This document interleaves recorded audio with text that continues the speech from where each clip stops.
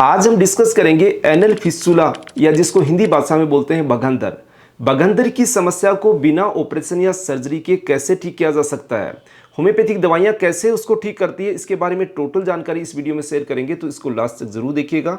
मैं हूं डॉक्टर रामदेव लमोरिया, एक होम्योपैथी कंसल्टेंट, और आपका बहुत बहुत स्वागत करता हूं आपके अपने चैनल पारस होम्योपैथी में।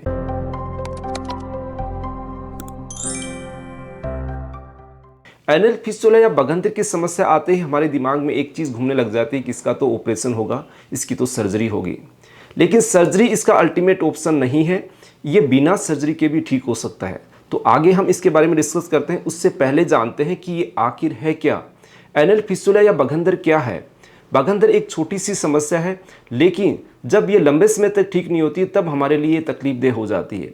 तो इसके अंदर क्या है कि हमारे गुदा द्वार के आसपास कुछ कई बार फुंसी या उभार जैसा बनने लग जाता है, गांठ सी नज़र आने लग जाती है, और उस गांठ में धीरे धीरे कई बार पस या ब्लड आने लग जाता है, डिस्चार्ज होने लग जाता है, पानी जैसा वहाँ पर बहने लग जाता है। अब ये सिचुएशन ठीक हो जाती है, लेकिन फिर ये गांठ वापस बन जाती है, फुंसी वापस बन जाती है। तब हमें टेंशन होती है कि एक ही फुंसी गुदा द्वार के आसपास है, वो बार बार फूट के बन रही है, बार बार उससे डिस्चार्ज हो रहा है, फिर वो बंद हो जाती है, फिर वापस स्टार्ट हो जाती है। जब वो फूटती है तब आपको दर्द में राहत मिल जाती है, काफ़ी अच्छा रिलैक्स महसूस करते हैं, लेकिन जैसे ही उसके अंदर पस या कुछ ऐसी चीज़ भरती है तो वापस वो दर्द करने लग जाती है। अब ये समस्या आपकी एनल फिस्टुला की है। अब इस एनल फिस्टुला को हम सही तरीके से समझते हैं कि इसकी अलग अलग कंडीशंस होती हैं। कंडीशंस का मतलब ये है कि ये आपका सिंगल ओपनिंग हो सकता है, मल्टीपल ओपनिंग हो जाती है, गुदा द्वार के आसपास कई सारी फुंसियाँ भी बन सकती है, या फिर अंदर की तरफ 2-3 ट्रैक मिल जाते हैं, जो सुरंग होती है वो कई बार अंदर से मिल जाए। अब इसको एनल फिस्टुला क्यों बोलते हैं, उसका कारण है कि गुदा द्वार के जो फुंसी बाहर बनी है उसका जो ट्रैक होती है, उसकी सुरंग होती है, अंदर जाके हमारे एनल वाले रीजन में या फिर हमारे रेक्टम या मलाशय वाले क्षेत्र तक पहुंच जाती है। यानी कि इसका जो कनेक्शन होता है अंदर से हमारा स्किन के ऊपर बाहर की तरफ हो जाता है, यानी एक सुराग बन जाती है, जिसके अंदर कई बार हमारा जो फीकल मैटर होता है, स्टूल का जो पानी जैसा होता है, वो भी उस सुरंग से बाहर आ सकता है। तो उस वजह से ये आपके ठीक होने में समस्या भी पैदा करती है।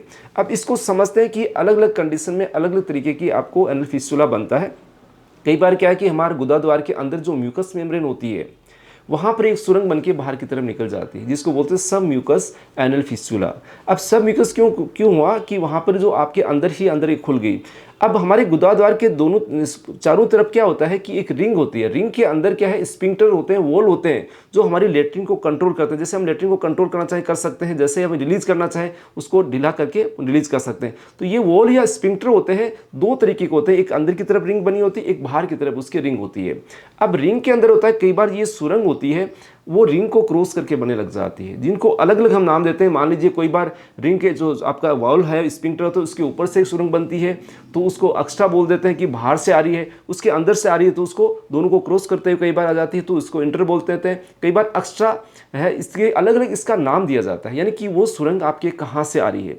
अब इसमें जब ऑपरेशन किया जाता है तो इस सुरंग को काट के बाहर निकाला जाता है, यानी कि जहाँ पर आपकी एमआरआई की जाती है तो वहाँ पर अलग अलग लोकेशन आती है एनल फिस्टुला की, कि यहाँ से यहाँ ये ट्रैक आपका बना हुआ है, तो उस ट्रैक को सर्जरी के दौरान काट के पूरा रिमूव किया जाता है। तो हो सकता है आपके स्पिंक्टर वाली या वॉल वाली जगह पे हो तो वॉल भी आपका कट जाता है, या फिर आपका बाहर का एरिया है वो भी कई बार डैमेज हो जाता है, उसके कारण आपको समस्या होती है, या फिर कई बार पूरी प्रॉपर तरीके से एनल फिस्टुला का ऑपरेट नहीं हो पाता है, या ऑपरेट होने के बाद भी ये दोबारा बन जाता है। तब आपको एक समस्या आने लग जाती है कि बार बार कितनी बार ऑपरेशन करवाएं, ऑपरेशन के बाद भी इसमें राहत नहीं मिल पा रही है। तो इसमें पता करते हैं कि इसका बेसिक रीजन या कारण क्या है, क्यों आपको फिस्टुला हो रहा है। सभी को तो एनल फिस्टुला नहीं होता, आपको ही क्यों हो रहा है, इसका कारण आप जानिएगा। कारण जान के इसका बेसिक कोज का अगर ट्रीट करेंगे तो आसानी से आपका फिस्टुला ठीक होगा। होम्योपैथी में हम आपको बताएंगे कुछ केस हमने चैनल के ऊपर भी डाले, जिनको आप देख सकते हैं, दो बार एक बार ऑपरेशन करवा चुके हैं, उसके बाद दोबारा बना, लेकिन होम्योपैथी ट्रीटमेंट से वो आसानी से ठीक हुए हैं। अब इसका बेसिक कारण क्या, एनल फिस्टुला आपको क्यों बनते हैं। सबसे पहला कारण है पेरी एनल एब्सेस, यानी गुदा द्वार के आसपास कोई फोड़ा फुंसी बनती है तो उसका आपको ट्रीटमेंट तुरंत करवाना चाहिए, क्योंकि ये फोड़ा फुंसी एक नॉर्मल जगह पे नहीं है, यहाँ पर बहुत ही सॉफ्ट जगह होती है, और ये फोड़ा फुंसी जल्द ही एनल फिस्टुला का रूप ले लेता है। तो इस चीज़ से आप ध्यान रखिएगा, कहीं पे भी कोई आपका एनल जो एरिया है उसके आसपास से कोई इन्फेक्शन किसी भी तरीके का, उसका सही समय पर ट्रीटमेंट करवाएं, अदरवाइज वो भी कहीं ना कहीं फिस्टुला का रूप ले सकता है। दूसरी चीज़ होती है लंबे समय तक अगर आपको कॉन्स्टिपेशन या कब्ज की समस्या है तो आपको एनल फिस्टुला डेवलप हो सकता है। कई बार हम सोचते हैं कि कॉन्स्टिपेशन के दौरान ही ये चीज़ें होती है, अगर लूज मोशन होगा तो कुछ भी नहीं होगा, ऐसा नहीं है। अगर आपको बार बार लूज मोशन की समस्या है तो वहाँ पर इन्फेक्शन होकर आपको एनल फिस्टुला डेवलप हो सकता है। आपने देखा होगा कि आईबीडी है, इन्फ्लामेटरी बोवल डिजीज, जिनको क्रोन्स डिजीज की समस्या है, जिनको अल्सरेटिव कोलाइटिस की समस्या है, उन केसेज में एनल फिस्टुला के केस ज़्यादा देखे जाते हैं। तो उन चीज़ों से भी आपको सतर्क रहना है, उनका ध्यान रखना है कि ये समस्या कभी आपको एनल फिस्टुला का रूप ना ले लें।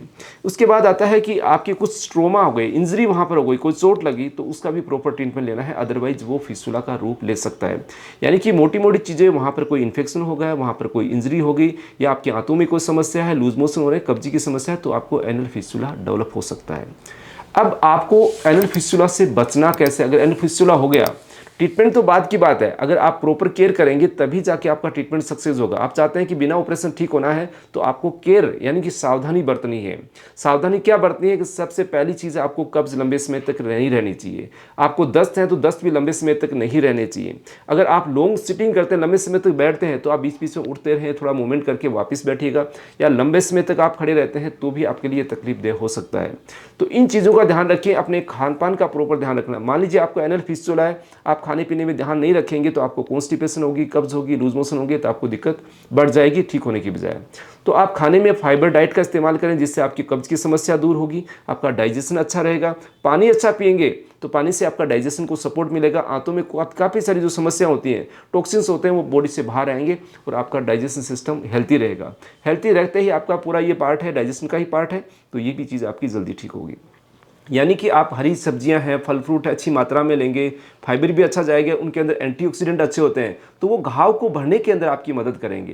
तो ये घाव ही है, आपका इंटरनल ट्रैक ही है, और ये आपका आसानी से ठीक हो सकता है। अब बात करते हैं, सावधानी आप बरत रहे हैं, सब कुछ कर रहे हैं, उसके बावजूद भी ये चीज़ ठीक नहीं हो पा रही। अब उसमें ठीक नहीं होने का कारण क्या है कि अगर आप या तो कुछ खान पान में सावधानी नहीं बरत रहे, या ट्रीटमेंट को सही तरीके से नहीं ले रहे। ट्रीटमेंट का सही तरीका मतलब होता है कि 90% आपका ठीक हो गया, 10% आपका बचा है, उस टाइम आप ट्रीटमेंट छोड़ देते हैं, फॉलोअप के लिए नहीं जाते हैं, दिखाते ही नहीं है। तो ये चीज़ें वो आपकी जो सुरंग है वापस बन जाती है। अब होम्योपैथी में परमानेंट ट्रीटमेंट कैसे होता है? मैंने आपको जो कारणों के बारे में चर्चा की, सबसे पहला ट्रीटमेंट तो उनका किया जाता है। आपकी आंतों में कोई सूजन है उसको ठीक किया जाता है, कॉन्स्टिपेशन है, लूज मोशन है, उसको पहले ठीक करके उसके बाद में इसके साथ में इसका ट्रीटमेंट चला जाता है एनल फिस्टुला का। अब एनल फिस्टुला के अंदर ये घाव कैसे बढ़ता है मैं आपको बता दूं।